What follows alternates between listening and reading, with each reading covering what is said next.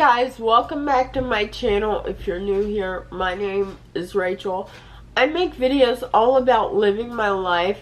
I make videos all about living my life as a young adult with a disability, and I make service dog content, retired service dog content, getting my new service dog, all the things. So if you like that kind of content, please go ahead and subscribe, because we learn a lot around here, and living with a disability can be crazy. In today's video, we are going to be taking the myths video I did about cerebral palsy, which also included my boyfriend. So if you guys want to get to know him a little bit better, I will put the video on the end screen. Okay, you can't get cerebral palsy as an adult, which I honestly didn't even know before filming this video. But it says cerebral palsy is a motor disability caused by damage to the brain before, during, or after birth. However, sometimes mild cases can go unrecognized until the child is more developed. That did not happen with me.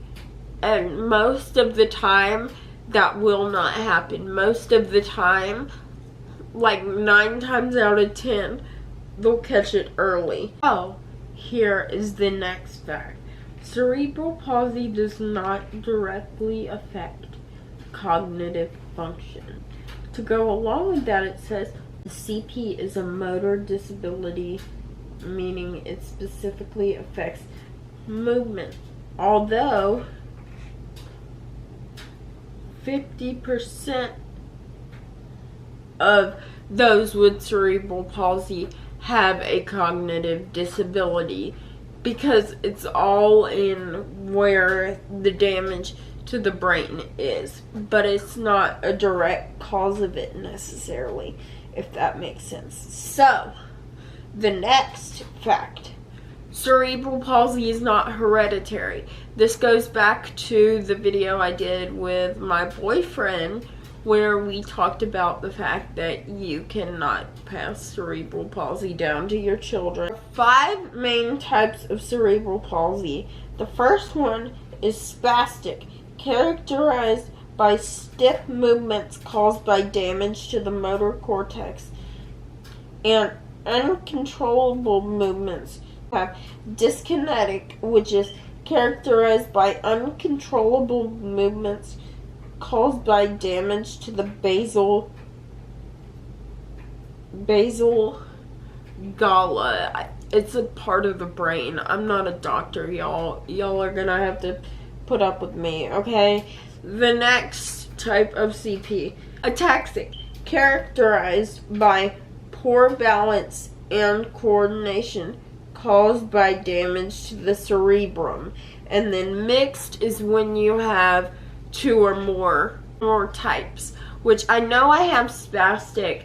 I would love to go and get like completely evaluated to see like thoroughly if I have mixed types or not, but yeah, that would be an interesting journey to go on. So okay, so another fact: CP, cerebral palsy, can affect your face. And this says, when the muscles in your face are affected by cerebral palsy, it can affect one's ability to speak or swallow. Keep in mind, some of us are nonverbal, but as this list states, that does not mean that we can't hear what you're saying. It just means that we can't necessarily control the muscles in our mouth. So we can still hear you. We're not deaf. We may not be able to talk back. CP is the most common motor disability of childhood. About 1 in 345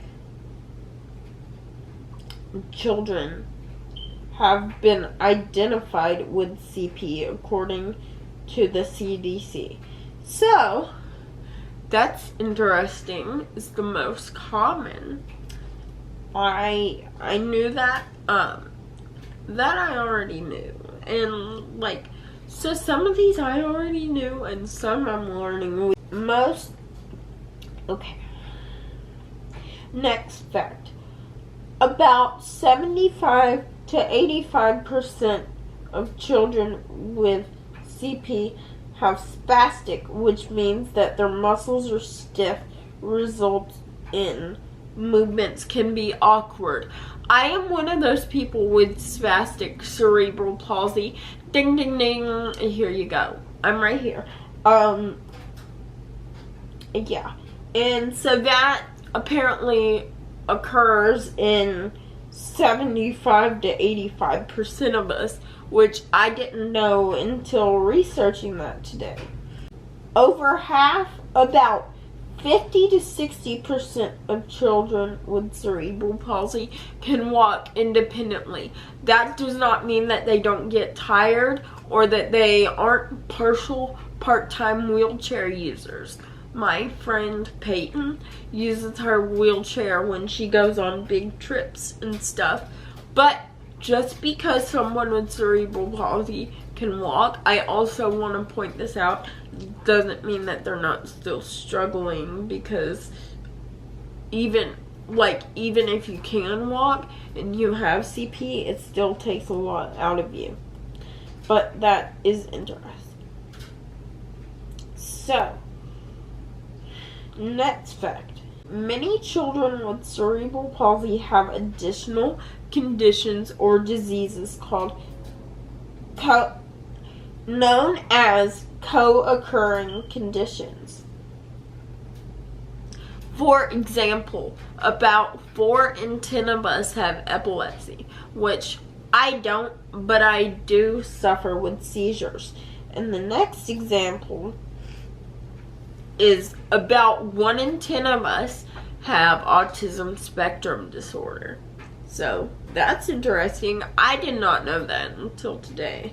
So that is really interesting.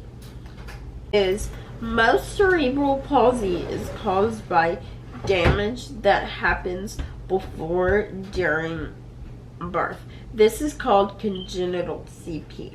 And so now I'm going to list some factors that can make congenital CP, like make women at more of a risk of their baby having congenital CP. Include being born too small, being born too early, which ding ding ding happened to me, being born as a twin, or having multiple babies, which I didn't know that could be a risk, which is insanely interesting. Another factor is having conigerus, a type of severe newborn jaundice. So if your newborn has conigerus jaundice that can go untreated, this can cause cerebral palsy.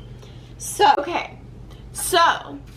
if you get cerebral palsy within 28 days after being born, this is called acquired CP. Cause acquired CP are having a brain infection such as meningitis, and again this is within 28 days after you're born, suffering from a seizure head injury.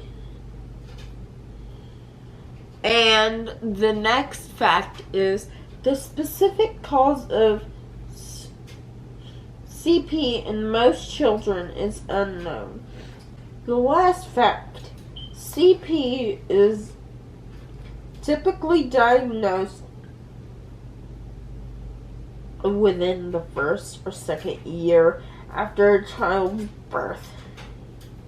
However, sometimes if symptoms are mild, it's difficult to diagnose. So, I hope you guys enjoyed learning all these facts. If you did, go ahead and give the video a thumbs up. I would absolutely love it. And go ahead and subscribe, and I will see you guys in my next video for you today. I hope you guys appreciated this video, liked it. If you did, please give it a thumbs up, share it with